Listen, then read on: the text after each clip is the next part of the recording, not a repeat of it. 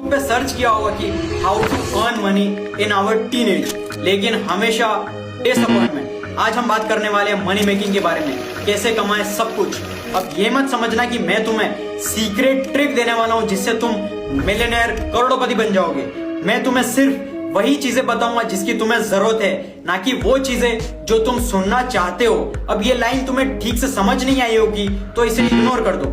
देखो, हम सभी के पास सिर्फ 3 ही तरीके होते हैं पैसे कमाने के, सेल्स, सर्विस और रेंट। या तो किसी को कोई प्रोडक्ट बेचो या किसी के लिए काम करो, फ्रीलांस या सर्विस प्रोवाइड करो, like editing, copywriting, content writing, AI services. या तो किसी को कुछ किराए पे दे दो।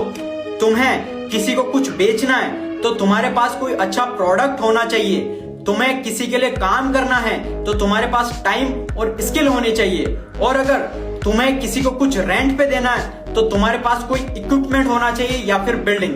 अब अगर तुम्हें इन चीजों को ध्यान से देखोगे तो इन तीनों ही ऑप्शन में तुम्हारे पास कोई ना कोई वैल्यू होनी चाहिए जिसे तुम लोगों को प्रोवाइड कर सको।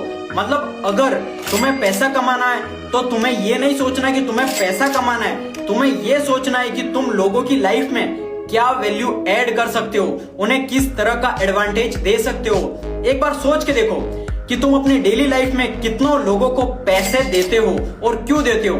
फिर चाहे वो कोई दुकान वाला हो, रेस्टोरेंट वाला हो, मॉल वाला हो या रिक्शा वाला हो, यहाँ तक कि टूटी चप्पल बनाने वाला हो। तुम उन्हें पैसा इसलिए नहीं देते हो कि उन्हें पैसा कमाना है, तुम उन्हें पैसा इसलिए देते हो क्योंकि वो तुम्हारी लाइफ में कोई वैल्यू ऐड करते हैं। इसी तरह कोई भी कभी भी किसी भी चीज के लिए तुम्हें फ्री में पैसा नहीं देना चाहेगा।